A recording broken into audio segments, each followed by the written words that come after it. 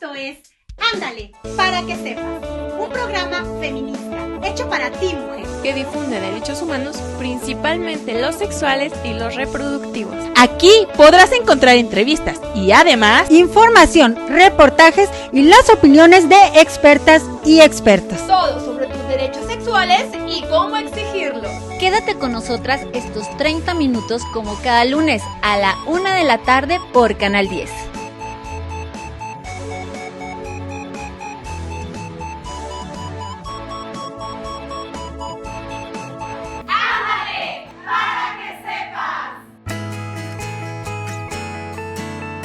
Bienvenidas y bienvenidos a su programa Ándale para que sepas. La posibilidad de las mujeres para tomar decisiones libres para ellas y sus familias no debe ser un privilegio reservado para las mujeres con recursos, sino debe ser un derecho de cada mujer y cada niña en todo el mundo. Mis compañeras y yo les hablaremos más acerca de la conmemoración de esta importante lucha. Quédate con nosotras estos 30 minutos. ¡Comenzamos! El 28 de septiembre se celebra el Día de Acción Global por el Acceso al Aborto Legal y Seguro, el cual tuvo su origen en el 5º Encuentro Feminista Latinoamericano y del Caribe, llevado a cabo en noviembre de 1990 en Argentina. Fue en la Declaración de San Bernardo donde se aprobó por unanimidad la lucha por el aborto legal. Las 200 firmantes aseguraron que ya no estaban dispuestas a seguir sacrificando sus vidas y salud por una moral represiva impuesta por las instituciones dominantes. Asimismo, exigían tomar en cuenta las necesidades de todas las mujeres y personas gestantes para las legislaciones en torno al tema. En nuestro país, desde 1930, sí, escuchó bien, 1930, se hablaba de la necesidad de modificar las leyes para despenalizar el aborto. Es así que, bajo el título El aborto por causas sociales y económicas, Matilde Rodríguez Cabo y Ofelia Domínguez Navarro propusieron argumentos sólidos para la modificación del Código Penal mediante la derogación del delito de aborto, basadas en un análisis sociológico y jurídico. En 1997 se logró la despenalización en 21 de las 32 entidades de México solo en los casos de embarazo por producto de violación, peligro de muerte de la madre, inseminación artificial no deseada o grave o daño a la salud de la mujer. 10 años después, se aprobaron reformas necesarias a la Ley de Salud y al Código Penal, las cuales permitieron la interrupción de la gestación no mayor a las 12 semanas. Pero de esta información te platicarán más adelante. Continuamos. Yo soy Ale Bermúdez. Hola, ¿qué tal? Las mujeres también somos humanas y por lo tanto tenemos derechos humanos. Dentro de ellos, el derecho a la vida, a la salud, a la libertad, a nuestra autonomía, empezando por la autonomía de nuestro cuerpo. La necesidad de abortar puede presentarse durante la vida reproductiva de las mujeres y personas con capacidad de gestar. Por ello, los servicios de salud deben brindar atención oportuna y libre de discriminación a quienes deciden interrumpir un embarazo. La legislación sobre aborto en México produce discriminación jurídica, pues las mujeres acceden bajo un marco legal dependiendo del lugar de su residencia. Esto provoca que en el resto de los estados quienes decidan abortar reciben sanciones legales y son tratadas como criminales. A esta criminalización legal se suma la criminalización social por el estigma arraigado en la sociedad de que la maternidad es la función obligatoria de las mujeres. Esta idea genera violación a los derechos humanos. Ahí recae la importancia de trabajar para que el aborto ya no esté en los códigos penales y sea regulado en las leyes de salud. lo que garantizará el acceso para todas y todes. Es importante mencionar que en México la Suprema Corte de Justicia de la Nación en 2021 despenalizó el aborto. Mandató que ninguna mujer, médico, médica, enfermero o enfermera o acompañante irá a la cárcel por practicar o acompañar un aborto. Gracias, las espero y los espero la próxima semana.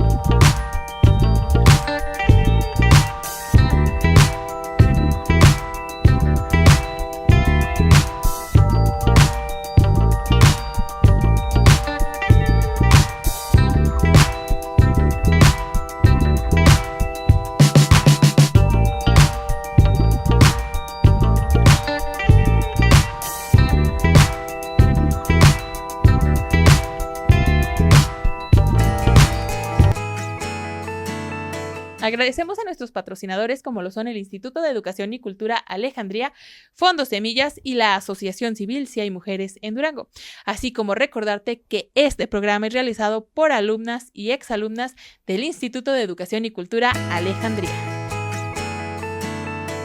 Existen estigmas con respecto al aborto y en el ámbito individual suelen presentarse de tres maneras. La primera, en un estigma internalizado, donde la mujer incorpora las creencias negativas que la sociedad ha establecido sobre el aborto, lo que la lleva a sentirse culpable y avergonzada por su decisión de interrumpir su embarazo. Enseguida, tenemos un estigma percibido. Como su nombre lo dice, la mujer que ha abortado percibe ciertas actitudes negativas y comportamientos discriminatorios por parte de la sociedad. Y finalmente, en un estigma experimentado. La mujer tiene la experiencia real de ser objeto de agresiones, discriminación y hostigamiento por parte de otras personas. Ahora, ¿qué impacto tiene el estigma hacia el aborto en las mujeres? Estos se presentan hacia todas las personas involucradas en el procedimiento. Sin embargo, quienes interrumpen su embarazo suelen ser quienes sufren en un mayor grado las consecuencias.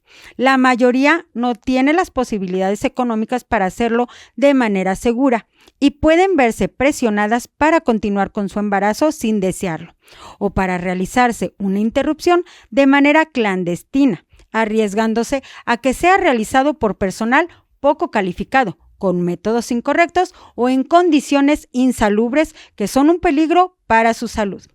Estas características sociales provocan la marginación social, médica y legal de la atención y son una barrera para que puedan tener acceso a una interrupción del embarazo segura y de calidad.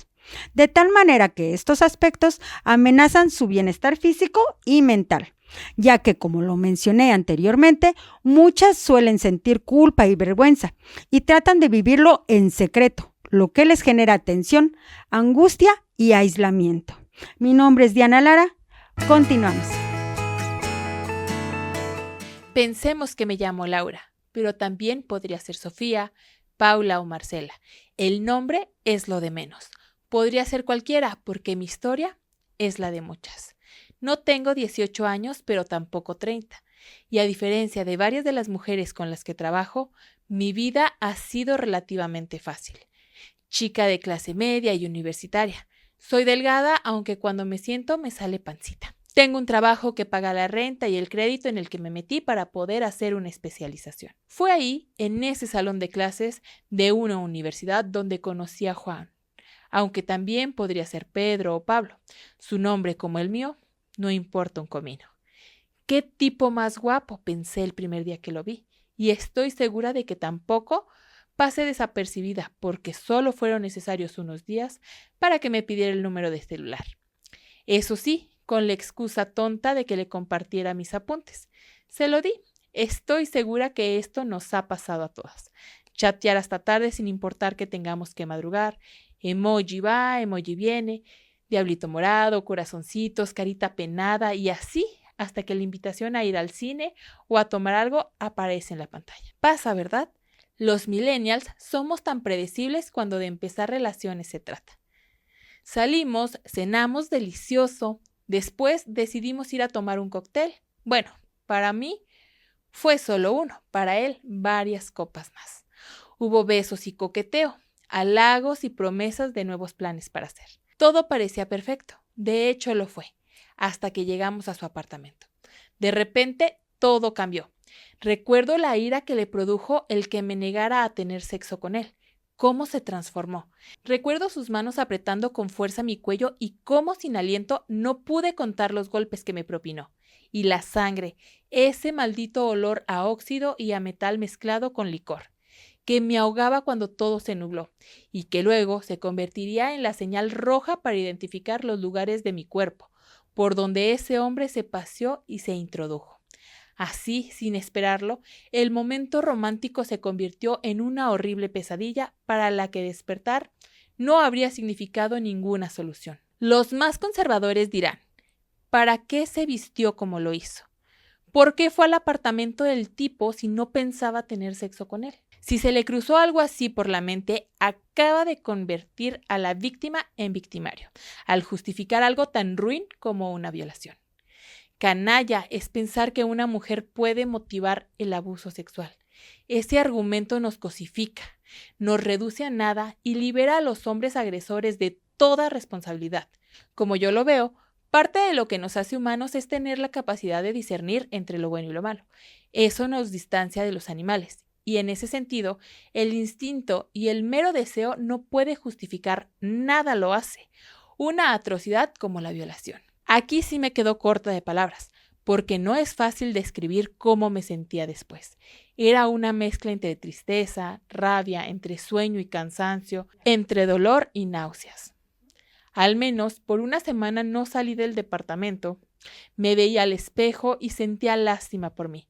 Solo puedo recordar un cuerpo hueco, sin alma y sin sentimientos, porque me los habían robado. Al saber de qué trata la historia, usted supo cuál era el final de esta historia, pero desconocía cómo llegué a él. Hoy lo puedo decir y compartir con ustedes. Soy una mujer sobreviviente del abuso sexual, de un ser despreciable al que finalmente pude denunciar. Producto de esa violación quedé embarazada y aunque dentro de mi plan de vida siempre ha estado tener hijos, no iba a ser así, no de esa manera, no con esos recuerdos. A diferencia de muchas otras mujeres, yo conozco mis derechos y en esos momentos los supe ejercer. Busqué ayuda y decidí interrumpir mi embarazo. Ojalá todas las mujeres gozaran del privilegio de la información. Ojalá cada una, sin importar su raza, su edad, su educación o su condición social, conociera sus derechos. ¿Qué te pareció la historia del día de hoy? Mi nombre es Leisuri Contreras. Continuamos. Para nuestra sección se realizó una encuesta en redes sociales donde nuestra primera pregunta fue: ¿sabes en qué circunstancias se puede interrumpir el embarazo? A lo que el 62% respondió que sí y el 38% respondió que no.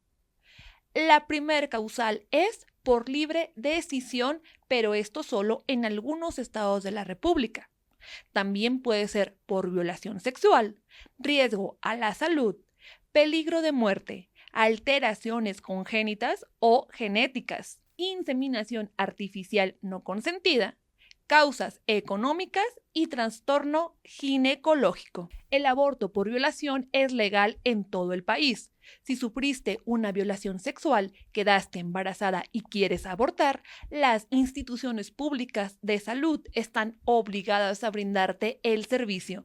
No tienes la obligación de denunciar ni es requisito para que accedas al aborto. Si eres menor de 12 años, entonces la solicitud del aborto debe hacerla tu madre, padre o tutor. Puedes solicitar este servicio en todas las entidades. Nuestra segunda pregunta en redes sociales fue: ¿sabes en qué entidades puedes interrumpir un embarazo por libre decisión? A lo que el 20% contestó que sí y el 80% contestó que no.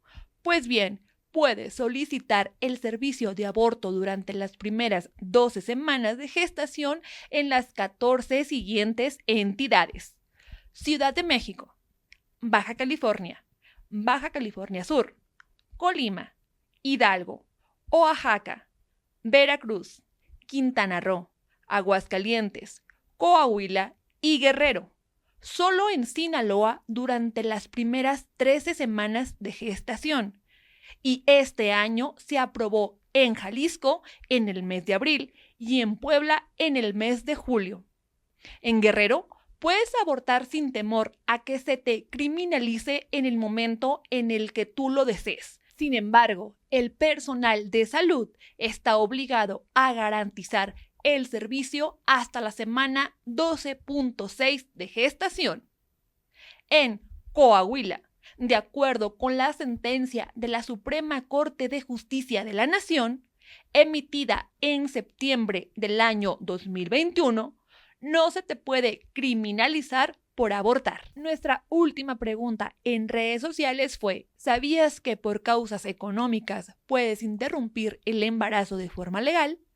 A lo que el 36% respondió que sí y el 64% respondió que no. Si tu economía es precaria y continuar el embarazo agrava esta situación, puedes solicitar el servicio de aborto por esta circunstancia en Michoacán y Yucatán.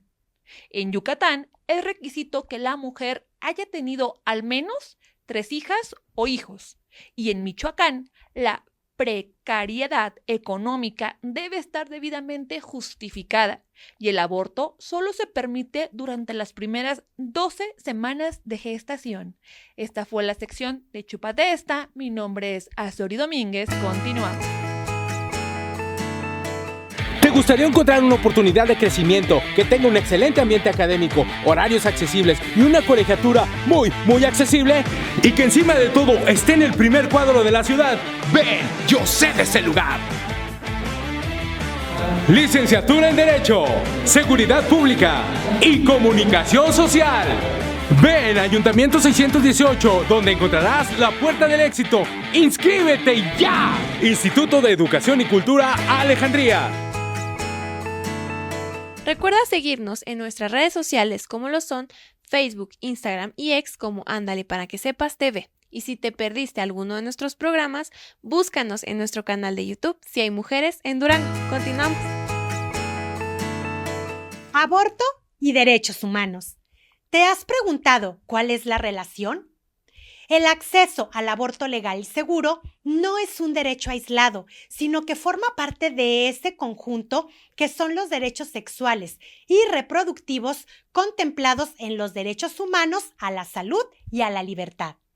Esto significa que todas las personas deben tener acceso a la educación afectivo-sexual, a la formación e información sobre su salud sexual y reproductiva, el derecho a la autonomía personal de las mujeres para decidir sobre si tener hijas e hijos o no, el acceso a métodos anticonceptivos y a los servicios de salud integral. Y es aquí donde se enmarca el derecho al aborto, realizado con garantías sanitarias.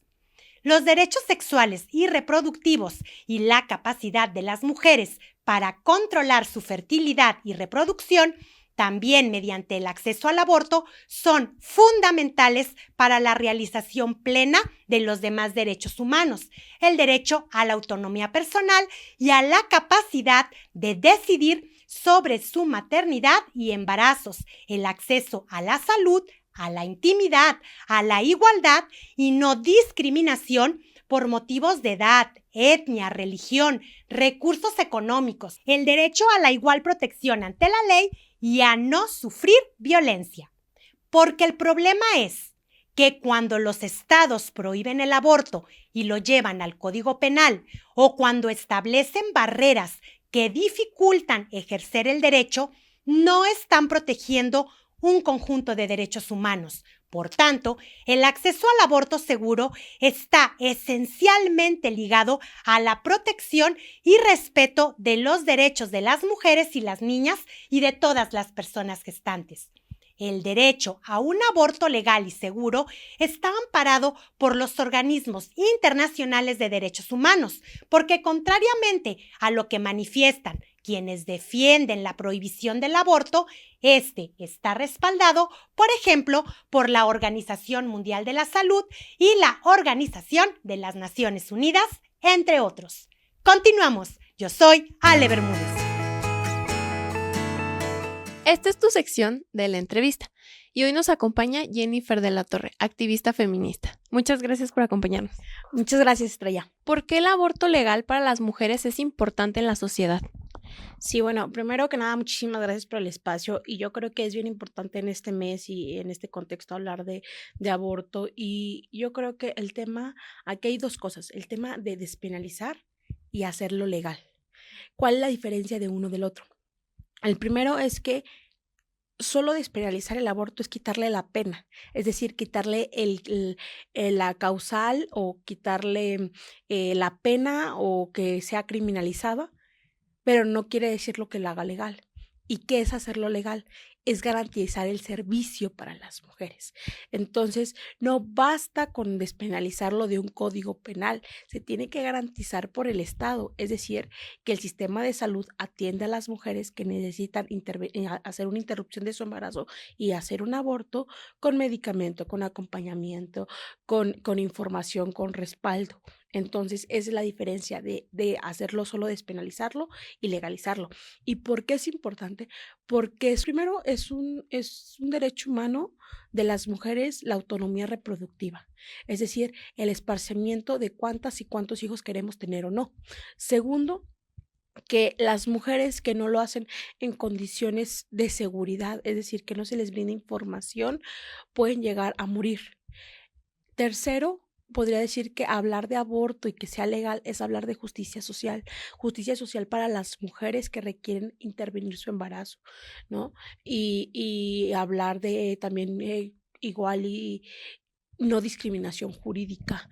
Cuando me refiero a no hablar de discriminación jurídica es que todas las mujeres de todos los estados puedan abortar, porque yo vivo una discriminación jurídica al no ser de Ciudad de México y no poder abortar en Durango.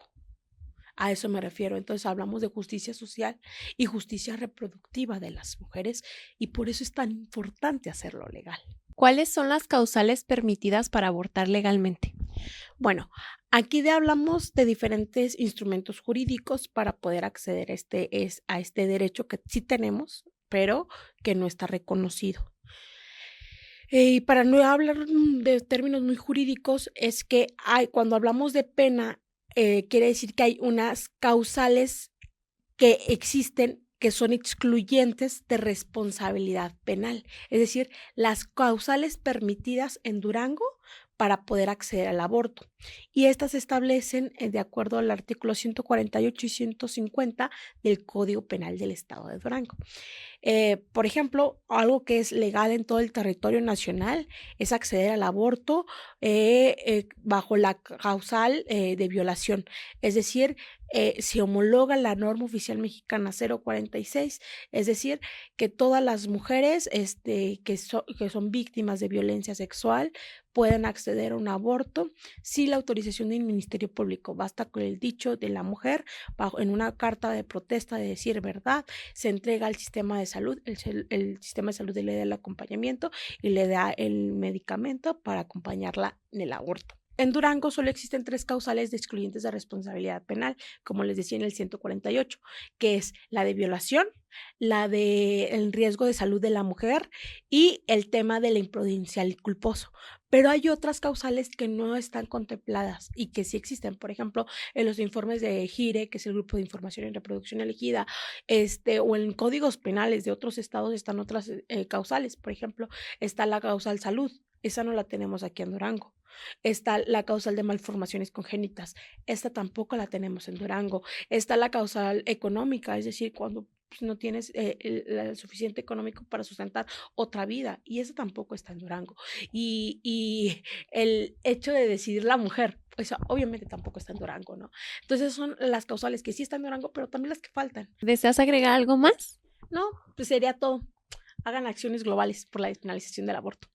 Muy bien, muchas gracias. Continuamos. Esta es tu sección Ándale, para que sepas. A continuación te haré un conteo de datos claves sobre el aborto legal, seguro y accesible en México. Número 1. Legalización en estados específicos. Ciudad de México. La Ley de Interrupción del Embarazo permite el aborto hasta las 12 semanas de gestación desde el año 2007. También establece que el procedimiento debe realizarse en clínicas acreditadas y proporciona acceso a servicios médicos y asesoría. Número 2. En 2021, la Suprema Corte de Justicia de la Nación declaró que la penalización del aborto es inconstitucional, sentando un precedente para la legalización en otras partes del país y reforzando el derecho al aborto en México. Número 3. Acceso y regulación. El aborto medicamentoso se ha vuelto más accesible en México. El procedimiento que se puede realizar hasta las 10 semanas de gestación está siendo promovido en áreas con menos accesos a servicios médicos. También muchas mujeres se han convertido en acompañantes de otras. Existe un protocolo de la OMS. Número 4. Provisión a distancia. La telemedicina ha facilitado el acceso a medicamentos para el aborto, especialmente en zonas rurales, así como las redes sociales. Número 5. Cobertura estatal. En los estados donde el aborto es legal, se han establecido clínicas especializadas que ofrecen servicios seguros y accesibles, aunque la disponibilidad puede variar. Número 6. Protocolo de atención. Las clínicas deben cumplir con estándares de seguridad y calidad establecidos por las autoridades de salud. Número 7. Disparidades regionales. A pesar de los avances, el acceso al aborto legal y seguro sigue siendo desigual en México, con mayores desafíos en estados donde aún no está legalizado o es limitado. Número 8. Estigma y barreras. El estigma social y las barreras culturales continúan afectando el acceso a servicios de aborto, incluso en lugares donde el aborto es legal. Estos datos reflejan el progreso hacia un aborto más accesible y seguro en México, pero también destacan la necesidad de seguir trabajando para garantizar el acceso equitativo en todo el país. Yo soy Azucena Barrón Colmenero. Seguimos. El acceso al aborto legal y seguro es parte esencial de los servicios de salud reproductiva a los que tienen derecho las mujeres. Este se fundamenta en los derechos a la vida, la salud incluida la salud reproductiva, la integridad física, la vida privada, la no discriminación y la autonomía reproductiva de las mujeres. Es así como llegamos al final de este programa. Les recuerdo que tenemos una cita el próximo lunes en punto de la 1 de la tarde por este mismo canal. Mi nombre es Azori Domínguez. Hasta la próxima.